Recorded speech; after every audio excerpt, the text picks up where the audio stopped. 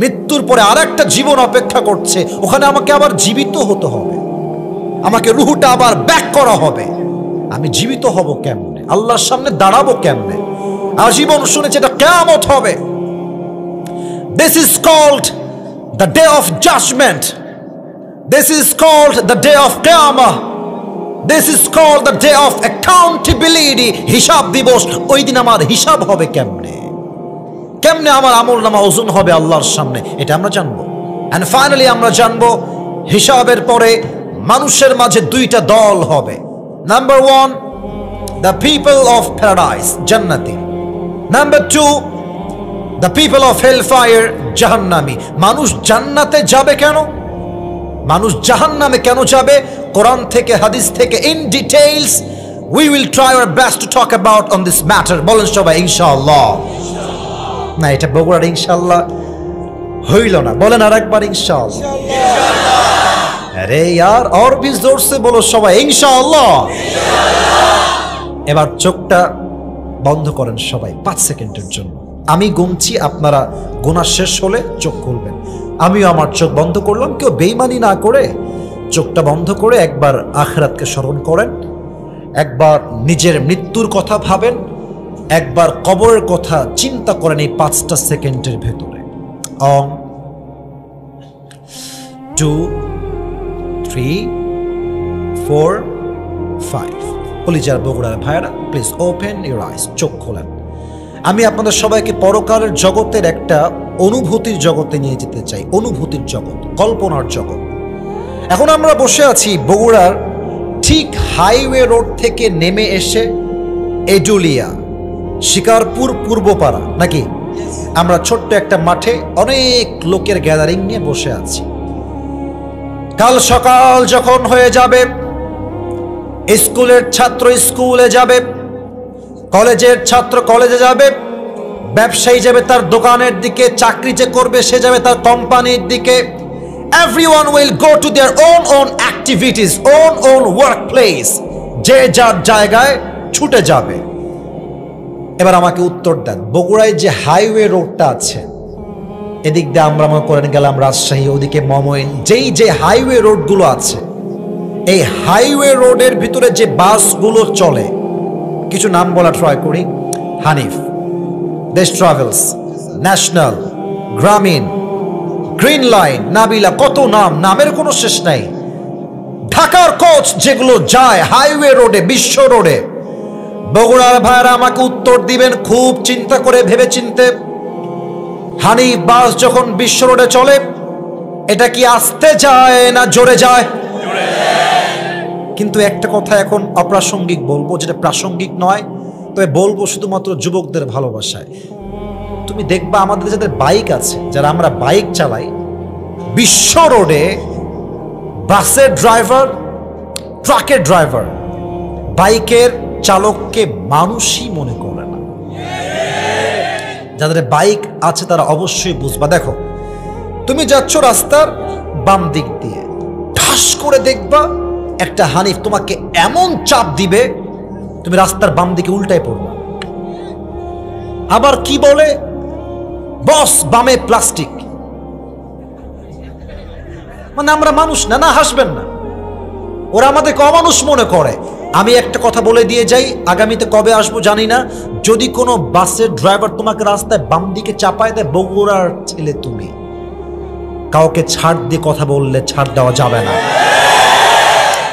বাইকটা ঘোরাবা, ঘোরায় ওকে সামনে গিয়ে ধরবা, বাইক ওর গাড়ির সামনে রাখবা, তুই থামবি না মানে তোর বাপ থামবে, বগুড়ার ছেলে আমি। গাড়ি রাখবা, ওকে নামাবা, ওকে ইচ্ছা মতো পিটাবা, যাও এটা জায়েজ, আমি ফতোয়া দিলাম, পিটাবা। কারণ মাঝে মাঝে যেমন কুকুর তেমন মুগুরটা দিয়ে সোজা হয় না বগুড়ার ভাইরা আমার। অভদ্র কুলাঙ্গার কোথাকার, এদের জন্য হাজার হাজার যুবকের তাজা প্রাণ রাস্তায় ঝরে যায়। যুবক ভাইরা আছে কিনা বলো? আমার ডান হাত দেখা যায়, আমার সোফার এটা হচ্ছে ডান হাত। জাস্ট বোঝাচ্ছি, বোঝেন, ওয়াজে ঢুকছি কিন্তু গভীরে যাচ্ছি। এটা হচ্ছে আমার বগুড়ার এডুলিয়ার আমার রাস্তা, শিকারপুর পূর্বপাড়া। আর এই যে টেবিলটা আছে, এটা হচ্ছে বগুড়ার হাইওয়ে রোড, বিশ্ব রোড। তো আমি আমার বাইক নিয়ে যাব বগুড়ার মেইন শহরে।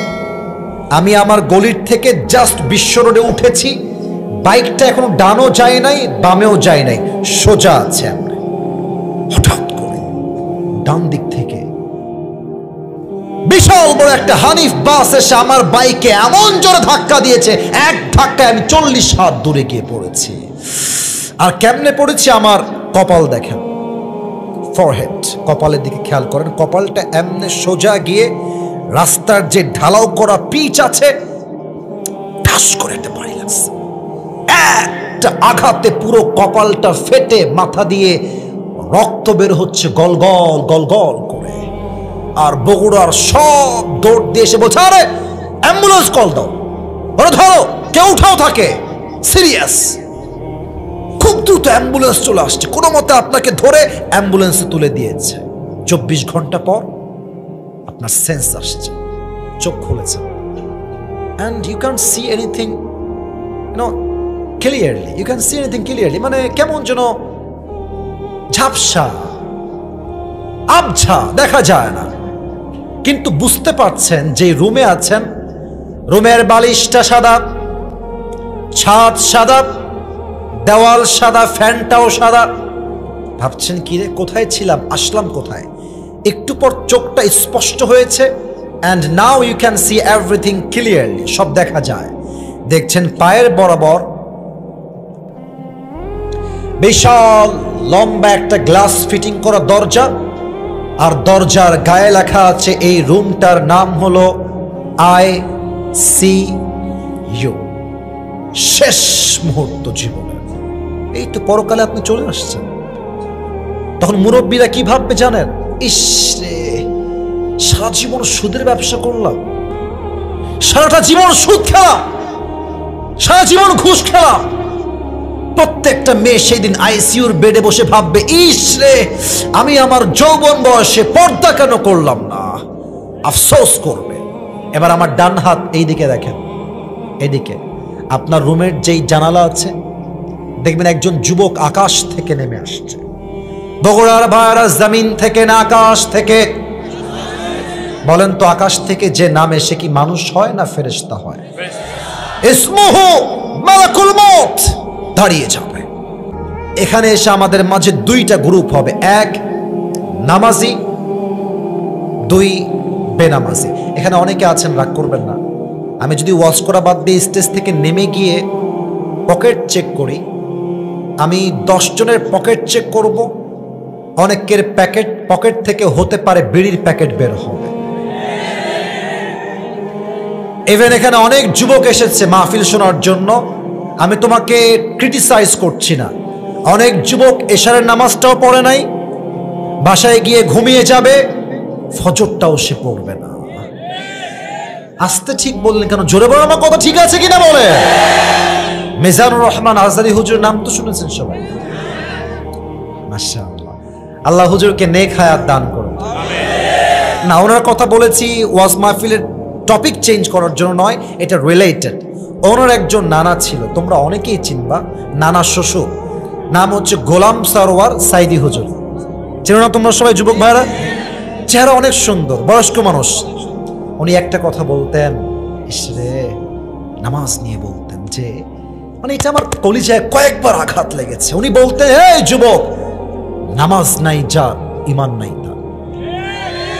নামাজ নাই যার, মুসলমান হিসেবে পরিচয় দেওয়ার কোন যোগ্যতা নাই। বগুড়া ভাড়া আমার নামাজি বান্দার সামনে মালাকুল মউত আসবে, গায়ের রং হবে ফর্সা।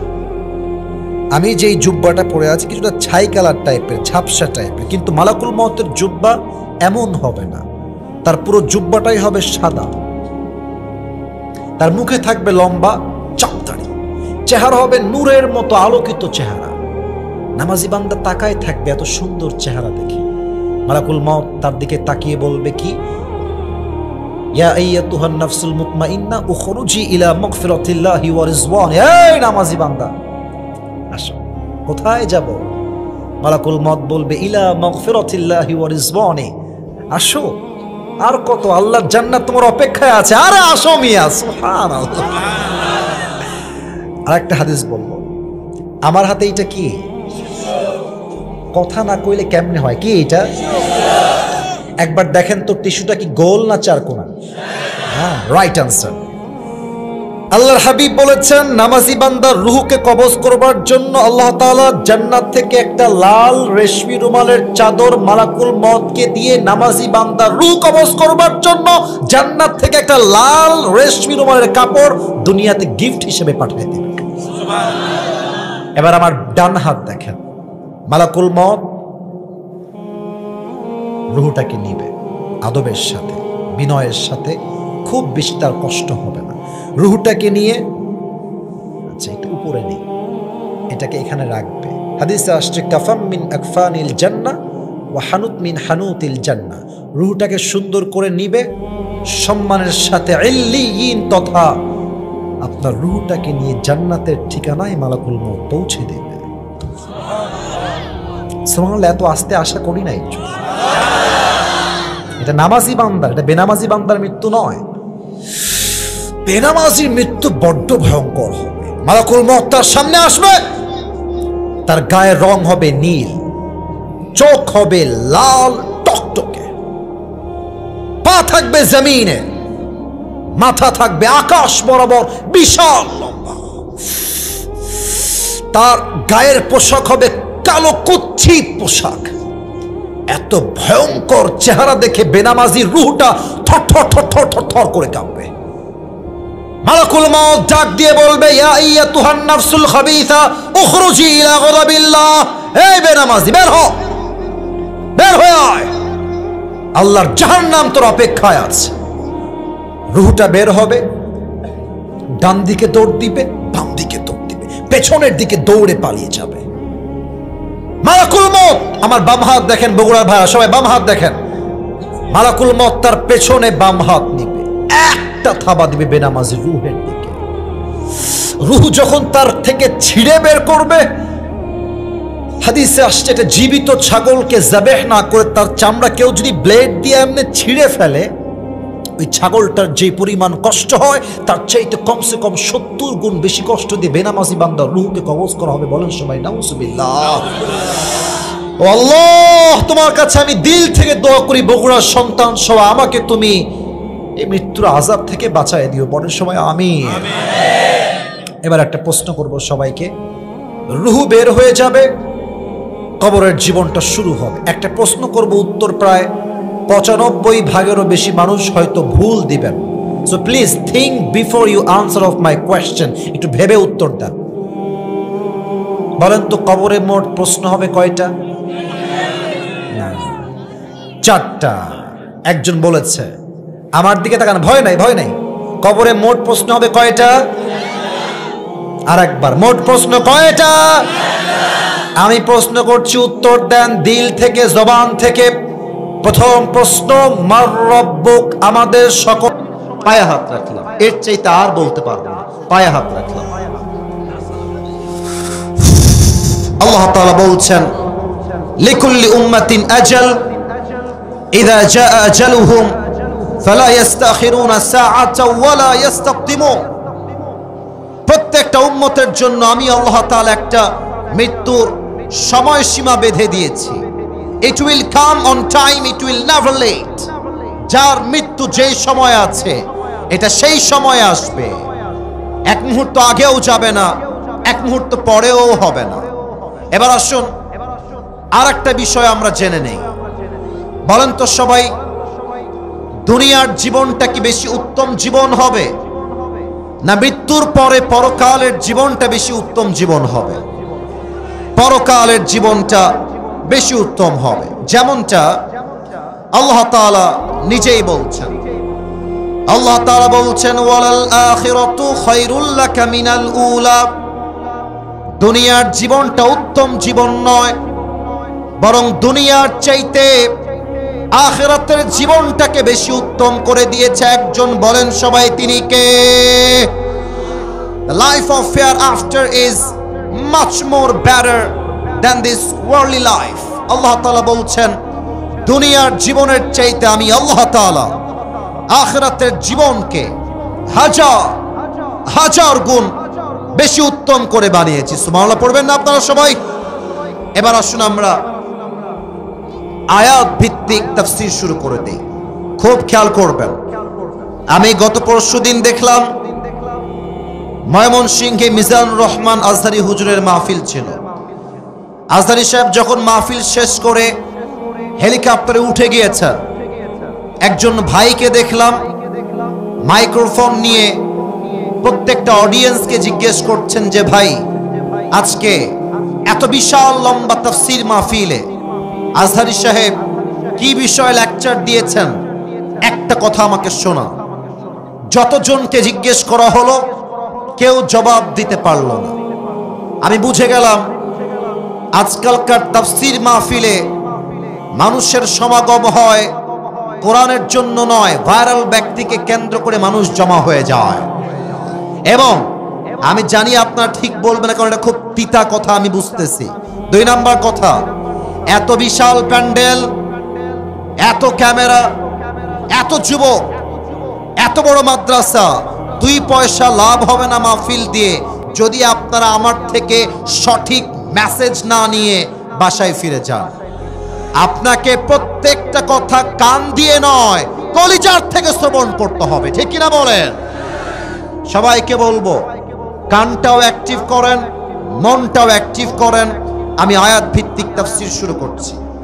আল্লাহ তাআলা বলছেন, আলহাকুমুত তাকাসুর। Allah says in this ayah, desired to having a lot distracted you from the reality. আল্লাহ বলছেন অতিরিক্ত চাওয়ার লোভ, আরো চাই, আরো চাই, আরো চাই, এই স্বভাবটা মানুষকে গাফেল করে দিয়েছে, মানুষকে দুনিয়াতে মগ্ন করে দিয়েছে। খেয়াল করবেন, অনেক মাদ্রাসার ছাত্র আছেন, অনেক স্কুল কলেজের ছাত্র আছেন, তাফসীরের প্রত্যেকটা শব্দ বুঝে বুঝে শুনবেন। প্রথমেই আল্লাহ তাআলা বলেছেন আল্লাহ, এর মূল অক্ষর হচ্ছে লাহুন। আমি এখন হরফগুলো বলবো, আমি বলার পরে সবাইকে বলতে হবে। লাম, হা, ওয়াও। এবার আমার সঙ্গে বলেন সবাই, লাম, হা, তারপরে বলেন সবাই, তারপরে লাহুন। In Arabic it is called লাহুন। এই লাহুন শব্দের আমি তাফসীরে 2টা ব্যাখ্যা পেয়েছি। এক, লাহুন means entertainment, মজা, চিত্ত বিনোদন। যেমনটা কোরআনে আল্লাহ তাআলা বলেছেন, ই'লামু আন্নামাল হায়াতুদ দুনিয়া লা'iবু ওয়া লাহবুন। You have to know that the worldly life is nothing more than play and entertainment. আল্লাহ তাআলা বলছেন, বান্দা শোনো, দুনিয়ার জীবনটা জাস্ট একটা খেল তামাশা ছাড়া আর কিছুই হতে পারে না, ঠিক কিনা বলেন? 1 নাম্বার ব্যাখ্যা এইটা পেয়েছি। এই গ্রামের চাচাতো ভাইরা, এই ড্রোন কি নতুন দেখলা জীবনে? কি সমস্যা? এদিকে তাকাও, ওইটা মরে যা, উল্টায় যা, তোমরা আমার দিকে তাকাও, তাকবীর দেন, নারায়ে তাকবীর। আব্বাজান সাউন্ডটা, আপনি মুরব্বী না, এখানে যুবক থাকতে হবে, যুবক ছাড়া আমাদের কথা কেউ বুঝবে না ভাইরা। মুরব্বীকে যদি না হয় যুবক দেন। আমি অত্যন্ত দুঃখের সঙ্গে বলছি, আমি ডিজায়ার্ড সাউন্ডটা পাই নাই, মাফ চেয়ে নিচ্ছি এই বিষয়টার জন্য। আমি চেয়েছি টনটনের সাউন্ড, বারবার ঝ্যান ঝ্যান ঝ্যান ঝ্যান করেই যাচ্ছে। ঠিক করে দেন, ক্লিয়ার করেন। আর কতবার বলা যায়? নারায়ে তাকবীর। আল্লাহ তাআলা বলছেন লাহুন শব্দের 2য় ব্যাখ্যা বুঝে নাও। লাহুন শব্দের 2য় ব্যাখ্যা হলো, লাহুন মানে এমন একটা বিষয়, দেখেন এখানে অনেকগুলো যুবক এসেছে, আর বাহিরে ওই গেটে অনেকগুলো যুবক দাঁড়িয়ে দাঁড়িয়ে বিড়ি টানতেছে, ওই পাশে বিড়ি টানতেছে। তো তারা চাইলে তাফসীর মাহফিলে বসে বিড়ি না টেনে ওয়াজ শুনতে পারত। তো তারা যেহেতু বিড়ি টানছে, তারা লাহুনের মধ্যে মশগুল হয়ে গিয়েছে। তাহলে লাহুন মানে কি? লাহুন মানে হচ্ছে এমন একটা বিষয় যেটা আপনাকে গুরুত্বপূর্ণ কাজ থেকে দূরে সরিয়ে দেয় এবং গুরুত্বহীন কাজে আপনাকে লিপ্ত করে দেয়, এটাকে বলা হয় আরবিতে লাহু। আসুন আমি আমার জীবনের ছোট্ট একটা ঘটনা সবার সাথে শেয়ার করি। আমার জন্ম হচ্ছে খুলনায়, নাম শুনছেন আপনারা? খুলনা। এবং সেই দিন আমার মাহফিল ছিল খুলনার সাতক্ষীরা।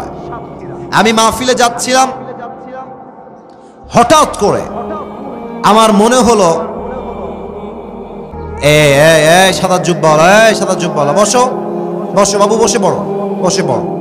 মনে হলো আমি বহুদিন যাবৎ ফল ফ্রুট খাই না, একটু ফল ফ্রুট খাওয়া উচিত। আমি গাড়ি থেকে নেমে গেলাম ফল ফ্রুট খাওয়ার জন্য। আমি নেমেই দেখলাম বিশাল বড় একটা শপিং মল, ওখানে ফুচকা আছে, পেঁয়াজি আছে, আলুর চপ আছে, ডিমের চপ আছে, সব আছে। আমি নামার পরে আমার জিহ্বায় পানি চলে আসছে ফুচকা খাওয়ার জন্য। তা আমি নেমেই ফুচকা খাওয়া শুরু করে দিয়েছি। খেয়ে দিয়ে সব বিল পেমেন্ট করে আবার গাড়িতে উঠে গেছি। and I was going to my program, Satkhira যাচ্ছিলাম। হঠাৎ করেই মাথায় আসলো, কিরে আমি তো নেমেছিলাম ফল কেনার জন্য, নামলাম কেন আর আসলাম কেন আর উঠলাম কেন? আমি তো পাগল হয়ে গেছি, আমি তো অনর্থক কাজে মশগুল হয়ে গেছি। তখন আমার এই লাহুন শব্দের তাফসীর বুঝে আসলো। দুনিয়াতে আপনি এসেছিলেন দুনিয়া কামাই করবার জন্য নয়, দুনিয়াতে আপনি এসেছিলেন আখিরাত কামাই করবার জন্য। কিন্তু দুনিয়া চাকচিক্য দেখে আপনি পাগল হয়ে গিয়েছিলেন। আর যখন মৃত্যু আর আপনার সামনে চলে এসেছে, তখন আপনি বুঝতে পেরেছেন দুনিয়ার জীবনটা ছিল জাস্ট একটা তামাশার জায়গা, আখিরাতের জীবনটাই হচ্ছে আসল জীবন। ঠিক কিনা বলেন? আর আমি মেয়েদের কথা কি বলবো, ওই পাশ থেকে আসার সময় দেখলাম অনেক কলিজার টুকরা মায়েরা বোনেরা বসে আছেন। এই আয়াত থেকে শিক্ষা নেন। অনেক মেয়েরা 3-4টা যুবককে নাকের ডগায় দড়ি দিয়ে এমনে এমনে এমনে এমনে ঘোরায়। আমি আমার বোনকে বলবো, বোন আপনি বিয়ের আগে 5 ঘাটে পানি খাবেন, আপনার স্বামী 10 ঘাটে পানি খেয়ে আপনাকে বিয়ে করবে। আপনি চরিত্রহীন হলে আপনার স্বামী চরিত্রহীন হবে, আপনি চরিত্রবান হলে আপনার স্বামী চরিত্রবান হবে। ঠিক কিনা বলেন? আমি আফসোস করেই বলছি এবং বলতে আমার লজ্জায় মাথা নত হয়ে যায়। অনেক মেয়েরা বের হয়েছে আজকের এই বাংলাদেশে, যাদের চাহিদা এত পরিমাণ বেড়ে গিয়েছে, জাস্ট একটা আইফোন 16 প্রো ম্যাক্স পর্যন্ত তারা কক্সবাজার পর্যন্ত চলে যায় দিনাজপুরের। এমন মেয়ে বলো তো আমার কাছে যুবক ভাইরা আছে না নাই? জোরে বলো সবাই, আছে না নাই? আশা রাখবো অন্তত দিনাজপুরে এমন মেয়ে নাই। না না, কথা থামো থামো থামো থামো। এমন মেয়ে যদি থাকে আল্লাহ তাকে পরিপূর্ণ হেদায়াত দান করুক। পড়েন সবাই আমিন। এবার আল্লাহ তাআলা বলছেন, বান্দা শোনো শোনো, হাত্তা যুরতুমুল মাকাবির, এই দুনিয়ার চাই চাই স্বভাব শেষ হবে একদিন। আল্লাহ সেই দিনটা বলছেন যেই দিন তোমার লাশ 3.5 হাত মাটির নিচে দাফন হবে। সেই দিন তুমি বুঝবা দুনিয়ার জীবনটা ছিল জাস্ট একটা রঙ্গ তামাশা ছাড়া আর কিছুই না। এবার আসুন দ্বিতীয় আয়াতের ব্যাখ্যা করি। আল্লাহ বলছেন হাত্তা যুরতুমুল মাকাবির, একদিন তুমি কবরকে সচক্ষে দেখবা, সেই দিন তুমি দুনিয়ার বাস্তবতা বুঝবা। এই মৃত্যু নিয়ে আমি যখন রিসার্চ করলাম, আমি পেলাম যে মৃত্যু হচ্ছে মোট 2 প্রকার। সবাই আমার 2টা আঙ্গুল দেখবেন, আওয়াজ দিয়ে বলবেন। বলেন সবাই, মৃত্যু কয় প্রকার? আপনার আওয়াজ নাই, আপনাদের আওয়াজ পাই নাই। বলেন সবাই, কয় প্রকার? আরো জোরে, কয় প্রকার? 1, the death of people, those who perform। রব একজন, তিনি কে? আল্লাহ। আর একবার দিল থেকে আওয়াজ দিয়ে আমাদের সকলের রব কে? আল্লাহ আমার রব, আল্লাহ আমার রব, দমে দমে তনু মনে তারি অনুভব। ঠিক কিনা বলে? তোমার দুনিয়াতে আমি যেদিকে তাকাই, অথই নিয়ামতে ডুবে আছি সবাই। পাখ পাখালির কণ্ঠে শুনি তাসবিহ কল রব, তাসবিহ কল রব। আল্লাহ আমার রব, এই রবই আমার সব। রব কে? 2 নাম্বার প্রশ্ন, ওয়ামান নাবিয়্যুকা তারিফু হাযার রাজুল, তুমি কি চেনো এই ব্যক্তি তোমার কে হয়? যার মুখে দাঁড়িয়ে আছে সে বলবে হাযা নাবিয়্যুনা মুহাম্মাদুর রাসূলুল্লাহ সাল্লাল্লাহু আলাইহি ওয়াসাল্লাম। তবে আমাকে দাড়ি রেখে, আপনারাই বলেন, আমার দিকে একবার তাকান সবাই, দাড়ি রেখে আমাকে আনস্মার্ট লাগতেছে? মাশাআল্লাহ পরে আগে বলেন আনস্মার্ট লাগতেছে? কিছু মেয়ে আছে দেখবেন দাড়ি রাখলে এদের গায়ে একটু চুলকায়।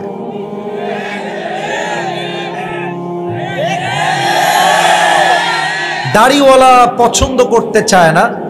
আমি বলি যেই মেয়ে আমাকে দাড়ির জন্য পছন্দ করতে চায় না, সোজা কথা, সে আমার বউ হওয়ার কোনো যোগ্যতাই রাখে না। এবার বলেন তো, আমার নবীর মুখে লম্বা লম্বা চাপ দাড়ি ছিল কি ছিল না? আমার নবীর মতো সুন্দর হ্যান্ডসাম দ্বিতীয় আর কেউ কি হতে পারে? চাঁদের চেয়ে সুন্দর তুমি, নবী আমার কামলিওয়ালা। দো জাহানের বাদশাহ তুমি, প্যারা নবী সাল্লাল্লাহু আলা। দো জাহানের বাদশাহ তুমি, প্যারা নবী সাল্লাল্লাহু আলা। চাঁদের চেয়ে সুন্দর তুমি, নবী আমার কামলিওয়ালা। ঠিক কি না বলে? 3 নাম্বার উত্তর, বগুড়ার ভাইরা অহংকার নিয়ে বলবেন আমাদের ধর্মের নাম কি? মাশাআল্লাহ। আর একবার শুনতে চাই, ধর্মের নাম কি? ইসলাম আমাদের ধর্ম। আমরা শান্তি চাই বিধায় ভারতকে আমরা ছাড় দিয়ে কথা বলি, না হয় ভারতের কুলাঙ্গার সাংবাদিকদেরকে সাইজ করবার জন্য বগুড়ার সন্তানরাই যথেষ্ট হয়ে যাবে। বাংলাদেশ আর থাকবে না, না থাকবে না, বাংলাদেশ থাকবে না।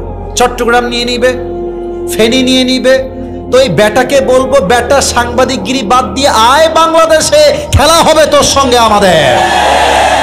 আর একে দেখলে আমার সাংবাদিক মনে হয় কম, এরে মনে হয় যে এই বেটা গুলিস্তানে জাইঙ্গা বিক্রি করলে বেশি মানাবে বগুড়ার ভাই। বেটা আমাদের ডক্টর ইউনূস সাহেব ভদ্র দেখে আমাদেরকে ভদ্র ভাবতে আইসো না। আমরা ভালোর ভালো, খারাপের খারাপ। পানির স্রোত যতই স্থির থাকুক না কেন, একবার যখন পানির উত্তাল ঢেউ শুরু হয়ে যায়, পাহাড়কেও পানি ভেঙ্গে চুরে চূর্ণ বিচূর্ণ করে দেয়। ভারত যদি ভাবে বাংলাদেশ সংখ্যায় কম, আমি বলবো কথা ঠিক, সংখ্যায় কম, তবে একটা বিষয় তোমার মাঝে আমার মাঝে পার্থক্য আছে। তোমার হিন্দুস্তানের সৈনিকদের হৃদয়ে ঈমান নাই, আমাদের সৈনিকদের হৃদয়ে আল্লাহর প্রতি ঈমান আছে। আর আমি বগুড়ার ছেলে হয়ে বলতে চাই একটা কথা, প্রত্যেকটা যুবকদের হৃদয়ের কথা। একজন ইমানদার যুবক 1000 কাফেরকে মোকাবেলা করতে প্রস্তুত থাকবে ইনশাআল্লাহ। অতএব ভারতদেরকে বলবো বাড়াবাড়ি বেশি কইরো না, না হয় তোমার 7 সিস্টার্সকে আমরা উড়াই দিতে বাধ্য হব যুবক ভাই। অনেকে বলেন যে ভারতকে ছোট চোখে দেখা যাবে না, ভারতের শক্তি বেশি, সংখ্যায় বেশি। সংখ্যা দিয়ে মুসলমান কখনো ভয় পায় না। মুসলমান তার বিজয় আনবে তার বুকের তাজা রক্ত দিয়ে, তার ঈমান দিয়ে বগুড়ার ভাই। ঠিক কিনা বলে? 3টা প্রশ্ন শেষ। ফেরেশতা বলবে আরে একটাও আটকায় না, ব্যাপার স্যাপার কি? হেই ম্যান, এতগুলো উত্তর দিলা কেমনে? ওমা ইলমুক, তোমার জ্ঞানের উৎস কোথায়? আমরা বলবো জ্ঞানের উৎস, জ্ঞানের উৎস কোথায়? আল্লাহ বলবে এই ফেরেশতা থামো, আর প্রশ্ন না, থামো, যাও আমার বান্দার কবরটাকে জান্নাতের বাগান বানায় দাও। আমার বান্দার কবরটাকে 70 গজ লম্বা করে দাও। বলো সবাই সুবহানাল্লাহ। এবার সবাই 2 হাত তোলেন, দাঁড়িয়ে থাকা বসে থাকা ভাইরা সবাই 2 হাত তোলেন। আমি সবার সাথে ফ্রেন্ডশিপ করে কথা বলতে চাই। আমি ওয়াজ শুরু করেছি ঠিক 11টার সময়, হাত উপরে রাখেন, এমনি রাখেন। এখন বাজে 12টা 2। আমার ওয়াজ হয়ে গিয়েছে 1 ঘন্টা 2 মিনিট। কমিটি আমার সাক্ষী, আমার ফর্মে লেখা আছে আমি 1 ঘন্টার বেশি ওয়াজ করি না। এটা আমার রুল, এটা আমার নিয়ম। তবে সব জায়গায় নিয়ম দিয়ে নয়, মাঝে মাঝে ভালোবাসা দিয়ে নিয়মটা ভাঙতেও হয়।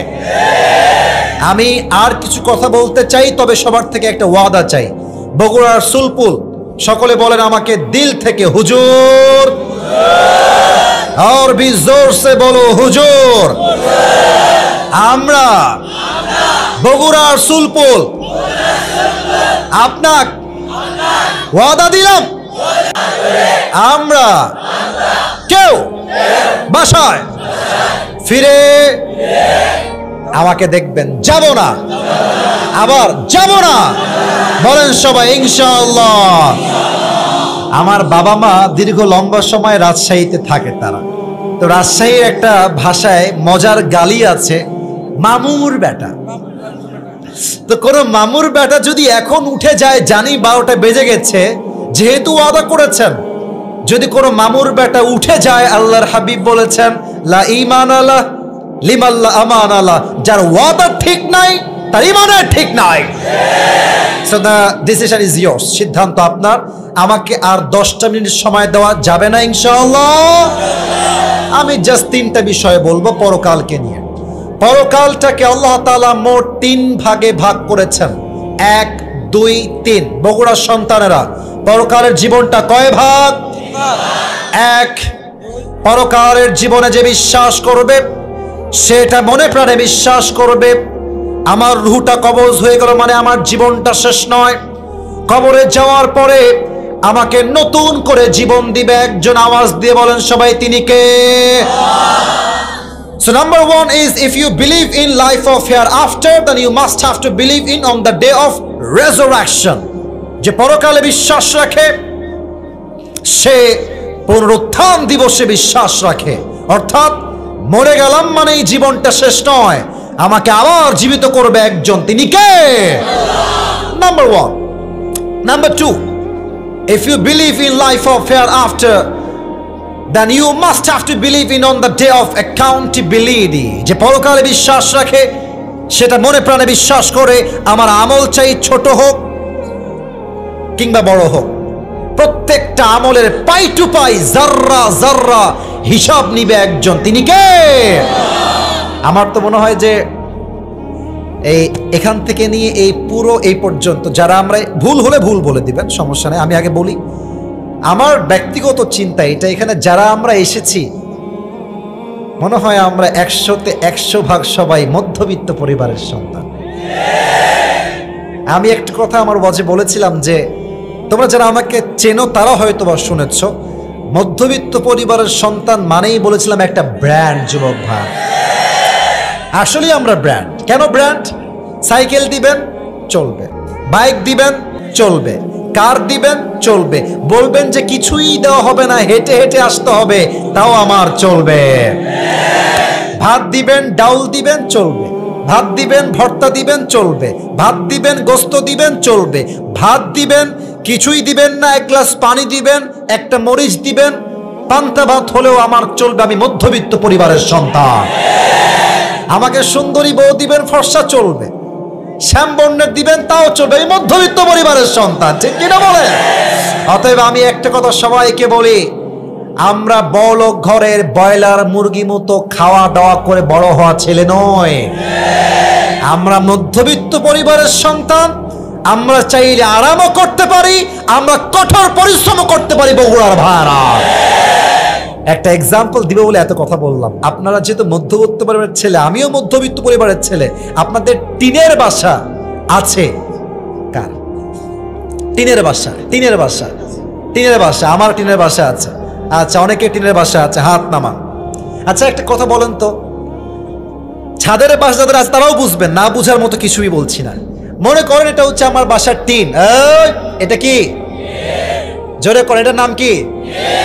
যাদের টিনের বাসা আছে খেয়াল করবেন, সকাল যখন 7টা বাজে 8টা বাজে, সূর্য যখন উঠে যায়, কড়া রোদ, দেখবেন টিনের কিছু ফুটা থাকে, ফুটা দিয়ে ছোট্ট ছোট্ট আলোর কিরণ বের হয় সূর্যের আলোতে।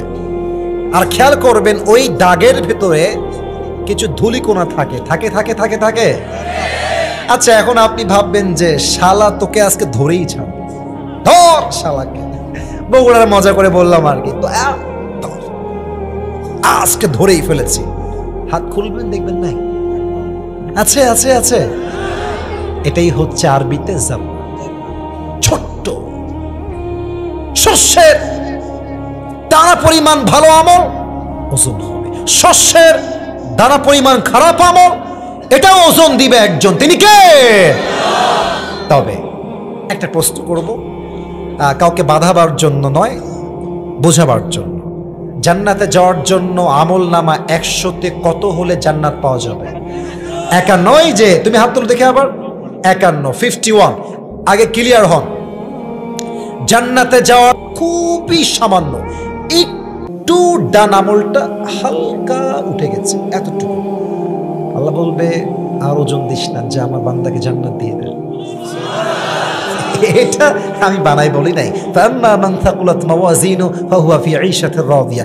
বান্দার আমলনামা একটু ভারী হয়ে যাবে, আল্লাহ বলবে আমার বান্দাকে জান্নাত দিয়ে দাও। সুবহানাল্লাহ।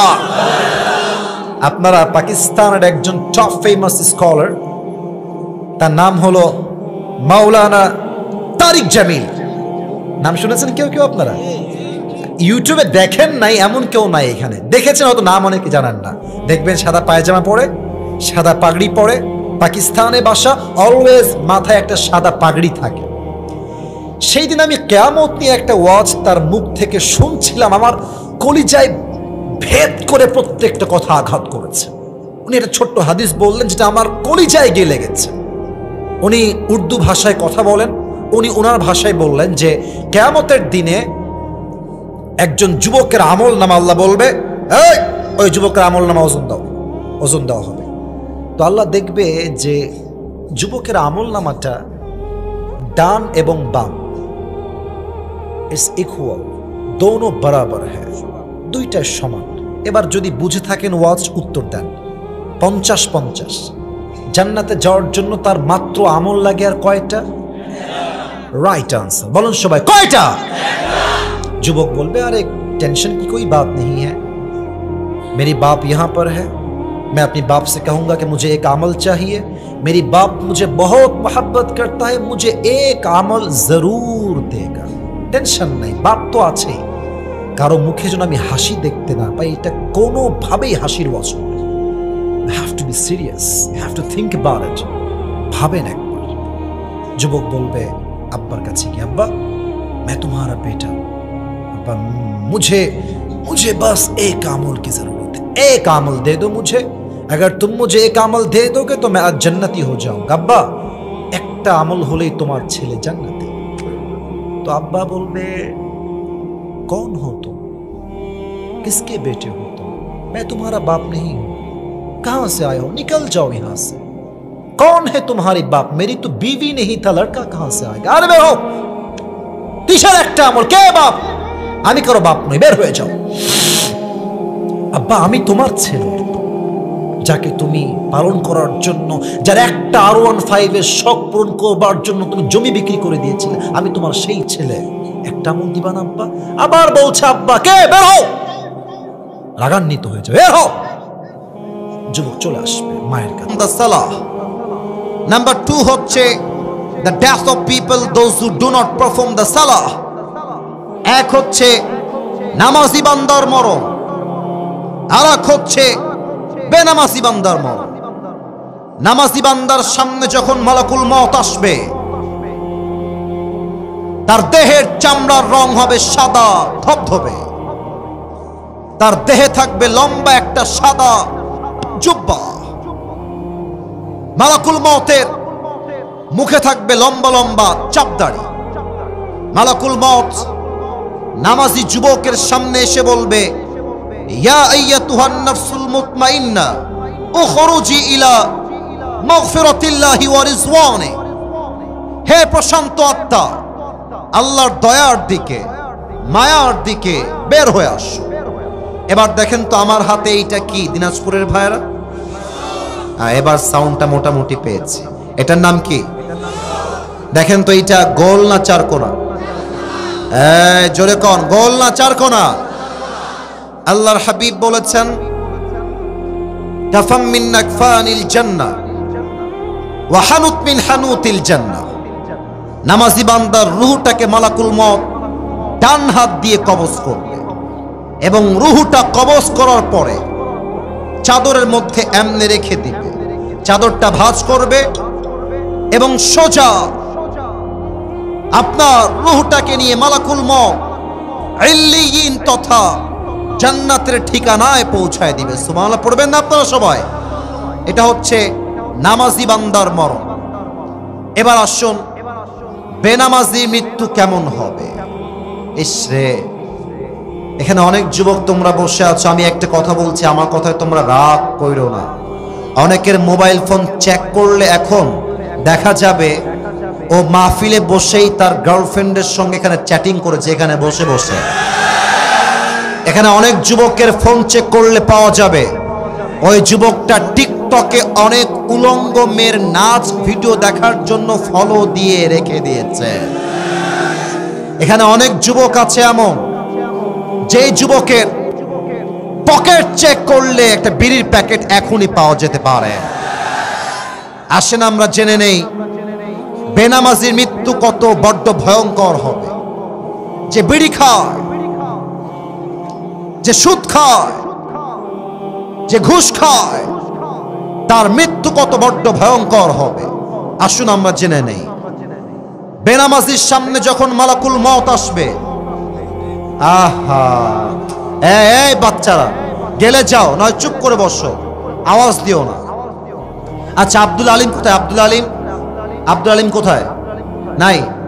আচ্ছা ঠিক আছে, কাউসার তুমি একটু আমার মুরব্বির কাছে যাও, মুরব্বিকে গিয়ে কানে কানে সব বুঝায় বলো। আমি বিশ্বাস করেন ভাই, পুরো বছরে এরকম বলার পরেও ঠিক হয় না, আমি জীবনেও দেখি নাই। এতবার করে বলছি সাউন্ড দুই পাশে টন টন হবে, একটু সুর দিয়ে ওয়াজ করবো, সাউন্ডই নাই। আজীব একটা অবস্থা। সুর মানে সুর বুঝাচ্ছি না, প্রত্যেকটা কথার তো একটা টাং আছে। কিছু কথা মাইক্রোফোন ঠিক থাকলে প্রত্যেকটা কথা মানুষের কলিজায় গিয়ে আঘাত করে, যে কিনা বলেন? বেনামাজি মৃত্যু কেমন হবে আসুন আমরা জেনে নেই। বেনামাজির সামনে যখন মালাকুল মউত আসবে, তার দেহের চামড়ার রং হবে নীলাভ বর্ণের চেহারা, আর তার দেহের পোশাক হবে কালো কুৎসিত, তার দুই চোখ হবে লাল টকটকে, এবং সেই মালাকুল মউতের ভয়ঙ্কর চেহারা দেখে, এটা তো সব সময় থাকে, পিছায় দেন একটু। আচ্ছা ঠিক আছে, থামো, আওয়াজ করো না। এসেই বলবে ইয়া আইয়াতুহান নাফসুল খাবিসা উখরুজি ইলা গাদাবিল্লাহ। বাড়াই দেন একবার, হে বেনামাজি বের হয়ে আসো, আল্লাহর গজবের দিকে, জাহান্নামের দিকে বের হয়ে আসো। বলার পরে বেনামাজির রূহটা ছিঁড়ে বের হবে। একবার ডান দিকে দৌড় দিবে, আরেকবার বাম দিকে দৌড় দিবে, আরেকবার পেছনের দিকে দৌড়ে পালিয়ে যাবে। এবার সবাই আমার বাম হাত দেখবেন, কেউ যেন বাদ না যায়। আজকে যা হয়ে যাক, ওয়াজ যেহেতু শুরু হয়েছে, দোয়া করেই আমরা বাসায় যাব, ঠিক কিনা বলে? এই লাইট দরকার নাই, লাইট অফ করে দাও। বাম হাত মালাকুল মউত বেনামাজির রূহের দিকে একটা থাবা দিবে। যখন তার রূহটা এমনে টেনে হিচড়ে বের করবে, হাদিসে আসছে একটা জীবিত ছাগলকে যাবেহ না করে তার চামড়া কেউ যদি ব্লেড দিয়ে টেনে হিচড়ে ছিঁড়ে ফেলে, ওই ছাগলটা যে পরিমাণ কষ্ট হয় তার চাইতে কমসে কম 70 গুণ বেশি কষ্ট দিয়ে বেনামাজির রূহকে কবজ করা হবে। বলেন সবাই নাউজুবিল্লাহ। আল্লাহ আমাদের সবাইকে মৃত্যুর আযাব থেকে বাঁচায় দিক, পড়েন সবাই আমিন। এবার একটা প্রশ্ন করব সবাইকে, উত্তর হয়তোবা ৮০ ভাগেরও বেশি লোক ভুল দিবে। দেখা যাক উত্তরটা সঠিক পাওয়া যায় কিনা। বলেন তো সবাই, কবরে মোট প্রশ্ন হবে কয়টা? হ্যাঁ মাশাআল্লাহ। তোমার নাম কি? ফাহাদ। কবরে মোট প্রশ্ন ৩টা নয়, মোট প্রশ্ন হবে 4টা। বলেন সবাই কয়টা? 4টা। এই যে যুবক বসেছ, এই ছেলে তুই না বুঝলে তো ঠ্যাং ভেঙে ফেলবে একেবারে। এই এবার তুমি বাড়ায় দাও, পুলিশ তুমি বাড়ায় দাও। তুমি আমার মাইন্ডটা বোঝো ভাই, মাইন্ডটা বোঝার ট্রাই করো।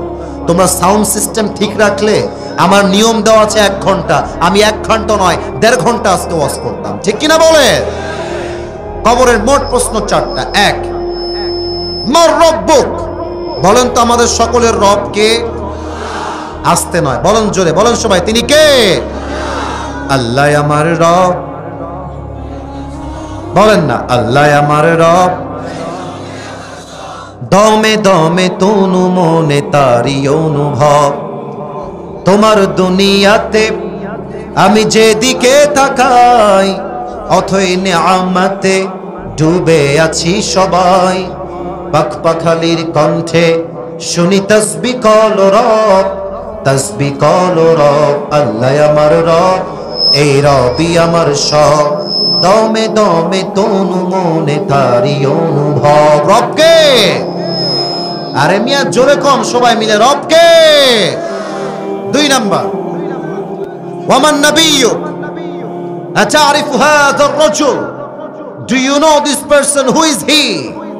কবরে যাওয়ার পর একজন ব্যক্তির চেহারা দেখানো হবে আর বলা হবে, তুমি কি জানো এই ব্যক্তি তোমার কে হয়, কে ছিল? যারা নবীর সুন্নাহকে মেনেছে। আচ্ছা, আমার মুখে যে আমি লম্বা লম্বা দাড়ি রেখেছি, এটা কি আমাকে আনস্মার্ট লাগতেছে না স্মার্ট লাগতেছে? হ্যাঁ মাশাআল্লাহ। আনস্মার্ট না স্মার্ট? বলেন সবাই। স্মার্ট। আমার কথা কি জানেন? যেই মেয়ে আমাকে দাড়ির জন্য বিয়ে করতে চায় না, সেই মেয়ে আমার বাড়ির বউ হওয়ার যোগ্যতাই রাখে না। এবার বলেন তো, আমার নবীর মুখে লম্বা লম্বা চাপ দাড়ি ছিল কি ছিল না? আমার নবীর মতো সুন্দর এই তল্লাটে দ্বিতীয় আর কেউ কি হতে পারে? চাঁদের চেয়ে সুন্দর তুমি, নবী আমার কামলিওয়ালা, দো জাহানের বাদশা তুমি, প্যারা নবী সাল্লে আলা, দো জাহানের বাদশা তুমি, প্যারা নবী সাল্লে আলা। চাঁদের চেয়ে সুন্দর তুমি, নবী আমার কামলিওয়ালা। সুবহানাল্লাহ পড়বেন না আপনারা সবাই? এবার আসুন 3 নাম্বার প্রশ্ন, ওয়ামা দীনু, গৌরব নিয়ে বলবো আমাদের ধর্মের নাম কি?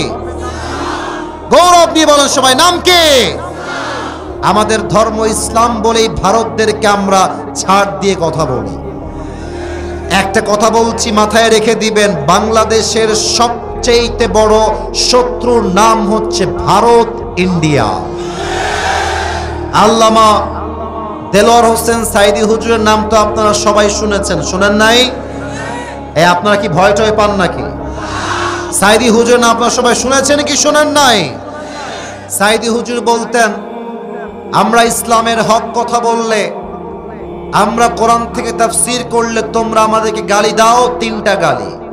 1, রাজাকার, 2, জঙ্গিবাদ, 3, তোমরা আমাকে গালি দাও মৌলবাদ।